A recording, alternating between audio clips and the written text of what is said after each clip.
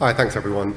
So the title you'll probably notice is a little bit different from the agenda, because I'm going to talk about two different studies today. The second one not in as much detail, for reasons that will become clear when I do speak about it, but these two studies kind of complement each other quite nicely, I think, so that's why I wanted to speak about both of them. So the other thing to say is that both these studies are about disability, disabled people, and much of the work that all the work we've done on the project is situated within the social model of disability. I'm sure you all already know, but I'll just briefly outline. So the social model of disability refers to the ways in which people with impairments are disabled by society, by various barriers that society creates to employment. This contrasts with the medical model of disability, which is fallen out of favour. It has some residual value, but predominantly we think in terms of the social model, about the barriers imposed by society. So my background is an economist, and like a good economist, I like to think in terms of supply and demand. And so these are the kind of two aspects that I'm going to discuss today. If we're thinking about employment of disabled people, then from a demand perspective, we're thinking about the employer's willingness to employ disabled people. And that's where the kind of unconscious bias piece that Emma referred to comes in. And then some much more recent work, and that's why I don't talk about it as much, because I only got the results last month, basically, is the supply side, which is the disabled person's perspective, and that's where we come onto a job choice study. And at this point, I'd like to thank Chris for introducing the idea of what a discrete choice experiment is, because what I call a job choice study is actually a discrete choice experiment, so it'll be very similar to what Chris showed you for SMEs, but from the employee perspective. And so, when we think about unconscious bias, I think there are two main. So firstly, unconscious bias is an umbrella that covers lots of different biases and cognitive heuristics within our brain, lots of ways in which our brain shortcuts and things like that. And so there are two in particular that we think about, or I think that we're thinking about and we're talking about when we discuss unconscious bias. The first of these is the similarity bias, and this is where people tend to have a preference for people who are like them along a whole host of different attributes, whether that's the football team you support or more important salient differences like gender, race, etc. And so I think that we recognise this as being one of the primary biases. For example, in terms of sexism, male-dominated workplaces employ more men, etc. The other one that I think is equally important when thinking about this is what's known as confirmation bias. And this is the tendency that people have to focus on information that confirms their pre-existing beliefs and to dismiss evidence that goes against their pre-existing beliefs. And so, go back to what Ishmael was talking about earlier. And to go back to what Ishmael was saying earlier, if employers have this idea that disability is an incapability, well then they're going to focus on aspects within a person's CV, like a job gap, that confirm that existing view. And if they see things on the CV which maybe go against the grain, some kind of physical activity which they don't expect a disabled person to do, they'll completely ignore that and kind of disregard it to some extent. So now then I want to just describe the unconscious bias study that we've conducted on the Inclusivity Project. We use the implicit association test, which is the most widely used measure for measuring unconscious bias. And there's a leaflet on the tables that you can all see, which has a QR code to a link that you can go and do the test on yourself. And as you can see on that leaflet as well, it's recommended by the Equality and Human Rights Commission that doing this test is a very good way of becoming more conscious of your unconscious bias. And so taking part in this test is in and of itself an intervention to make yourself more aware of unconscious bias. So we use the disability version. There are lots of different versions of this test to look at unconscious bias towards race, gender, etc., age. And the other thing that we got people to do was complete a health questionnaire known as the EQ5D. If you don't know what it is, I won't go into too much detail about it, but it's a well-used, well-validated measure of health status, basically. And so one of the two things that we were particularly interested in was whether people are involved in making hiring decisions or not. And originally it was kind of framed as whether they were an HR professional or not, but obviously we're in terms of the SME context, where that notion of an HR professional isn't necessarily relevant. And so we framed it more in terms of, are you involved in making hiring decisions or not? What we found was that we had a pretty good split amongst our sample between people who did and didn't, who were and weren't involved in making hiring decisions. But what we found was that their levels of implicit bias towards disabled people were roughly the same. As you can see, the blue people are people who weren't involved in hiring, the yellow are people who are, and you can see that they're basically distributed basically the same. In particular, 2/3 of our people showed either a moderate or a strong bias towards disability. And as you can see, only 4 people showed even a slight pro-disabled bias. Interesting, if you ask people for their attitudes, how biased are you towards disabled people, then about 90% of people tell you that they have no bias, right? And so it goes back to this thing about it's a problem for the industry, but not for me, right? The other thing that we were interested in, again within the context of today, is the size of company, whether people work for SMEs or large companies, because as we've alluded, lots of different options in terms of resources, access to support, all these kind of things. But we find something very, very similar, which is that there's no real difference between people who work for small companies and people who work for large companies. So large companies may have lots of HR professionals, support, all this kind of stuff, training and development opportunities for their staff, all these kind of things. But we don't really see any kind of reflective difference in terms of their attitudes towards disabled people between people who work for small and large companies.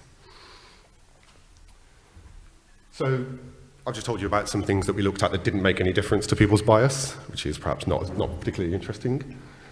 These are the factors that we found that did make a difference.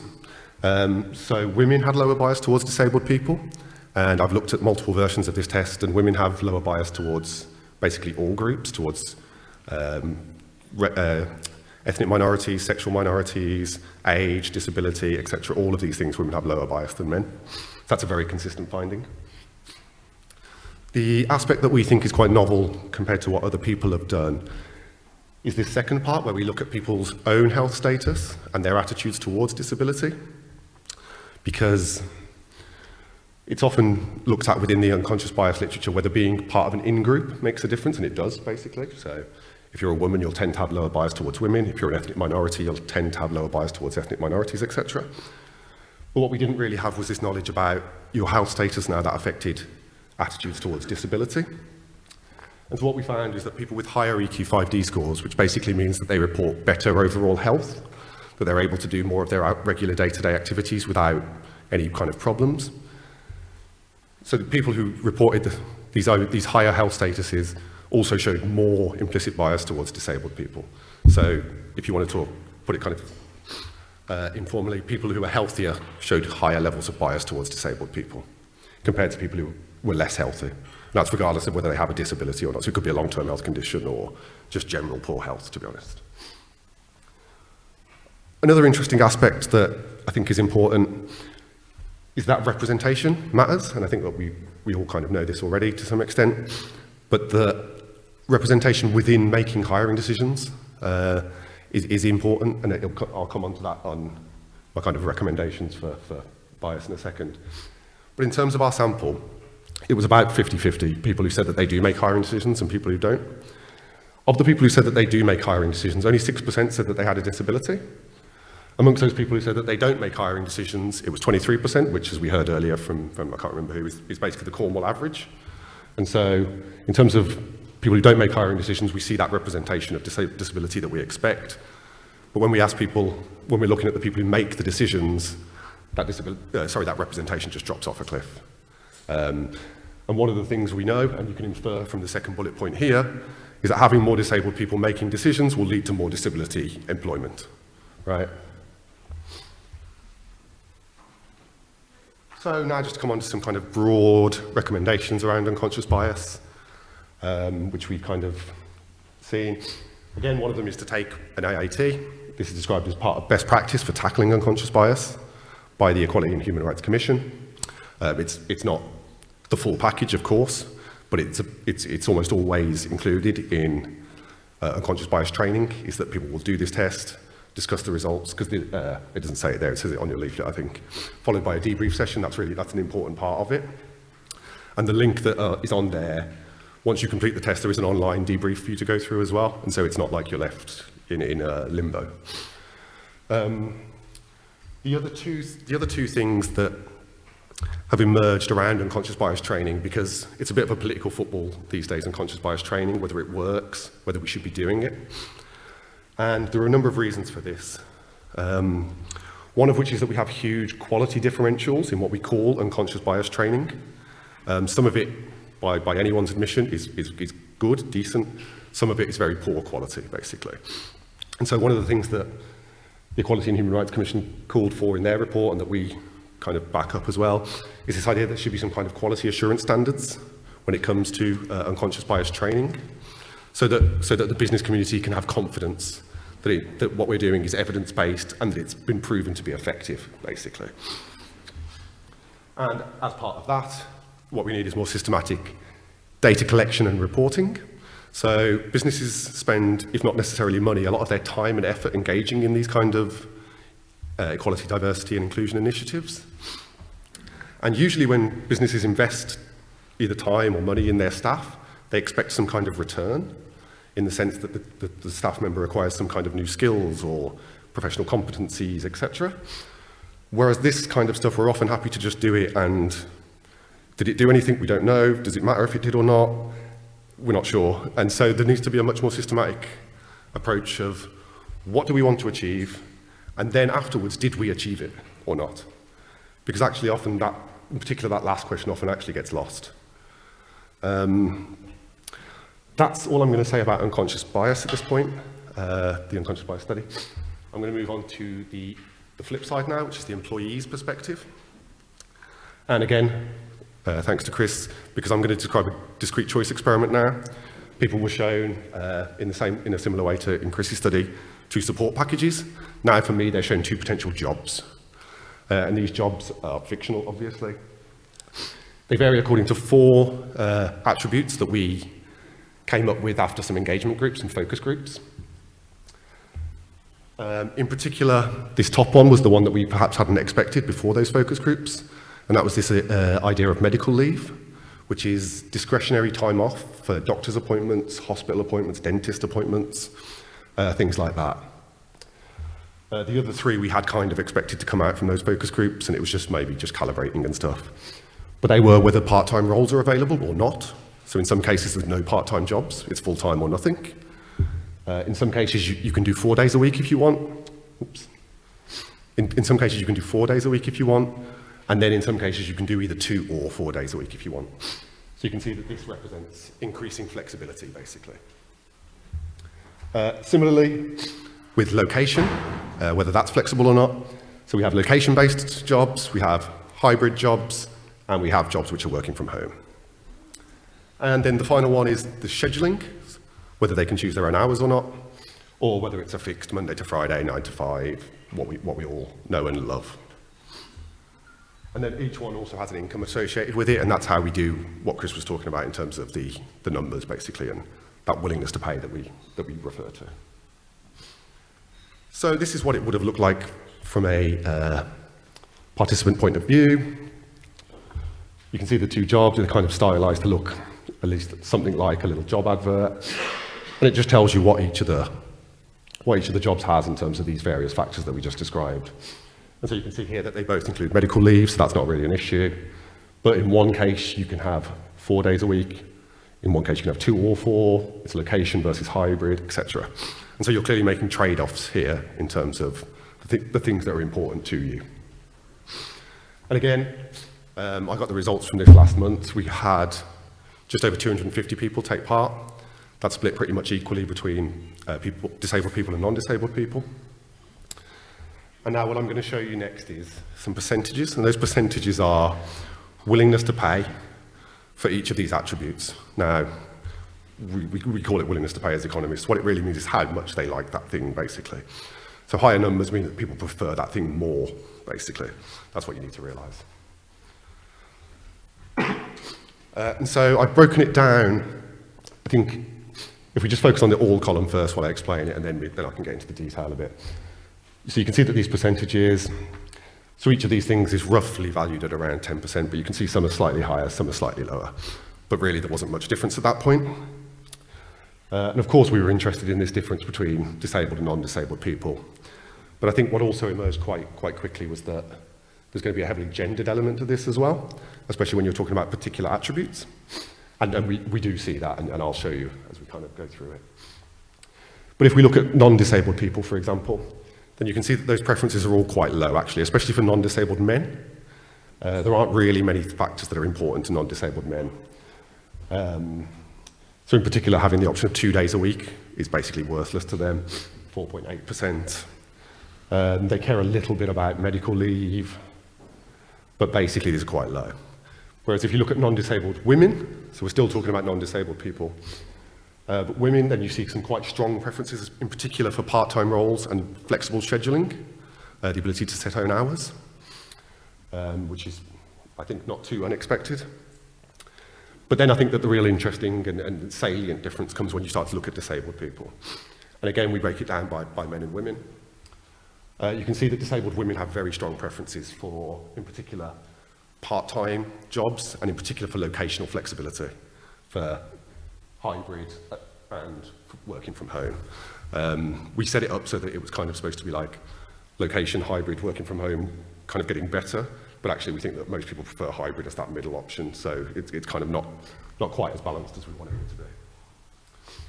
But you can see that also disabled men have quite strong preferences for those things, in particular for that working from home aspect. Whereas the part-time roles, even for disabled men, are not particularly important. This 7.7 and this 5.6. And so you can see that part-time roles, for example, between non-disabled and disabled men is not a huge difference. Whereas for women, there's quite a big difference. And so there is heavily gendered elements to this, but actually, you can see, for example, that disabled men, medical leave is one of the most important factors to them. One of the most important factors to them. Whereas even for women, it's less so. And so there are some interesting interactions between gender and disability here that kind of need to be pulled apart to some extent. I don't know how I've done in terms of timing, but that's me. So maybe, hopefully, got time for some questions.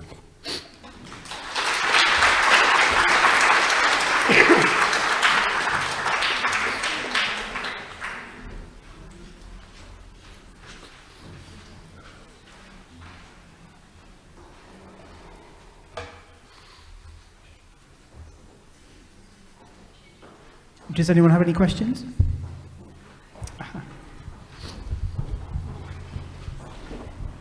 Oh, thank you. I just wanted, thinking about some of the things that Dame Carroll mentioned in her keynote earlier, were people with long-term health conditions included under the definition of disabled or registered disabled for the study? Sorry, that's a really good point. Yes, basically, is the quick answer. And it was all self-identified as well. So it was literally a question, do you consider yourself to have a disability or a long-term health condition?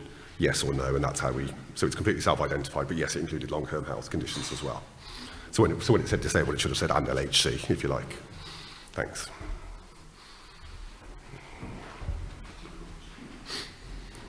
Hi, you mentioned the political football around the term of unconscious bias, and we've worked on some training ourselves. And the report's really interesting when you talk about having standardisation in terms of, in the same way that we had fraud and bribery now, and we have equality and diversity training. Is that something that's in the agenda that you're finding that people want that standardisation? I think that what businesses want is more like assurance of the quality of the market, whether that necessarily means standardisation. Because look, I'm not saying let's ask the government to tell us what unconscious bias training is and what it should look like, right? Definitely not.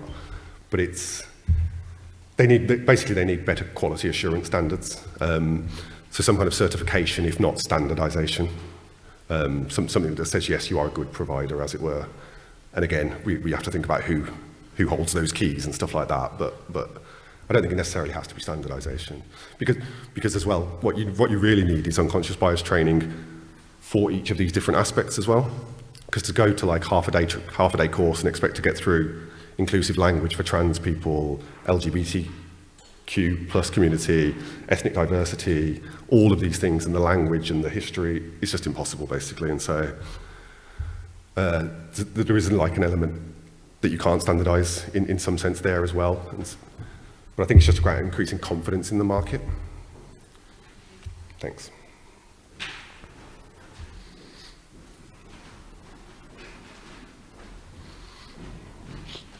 Hello, really interesting. And it's the first time those choice experiments are being presented. So I was just going to ask the room, actually, because there's so many stakeholders here. Do those attributes look like ones that you would have thought obvious to include in that kind of work survey? And also, do the results seem interesting and striking? Because it's the interpretation within the context that's really important.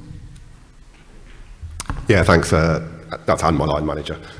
So yeah, I should have said this is the first time I've presented these. We haven't really started to crack the interpretation yet, so very happy to hear your thoughts on why that is or why it isn't, etc. So do either now or catch me at some other point, and do tell me why you think we found what we found, please.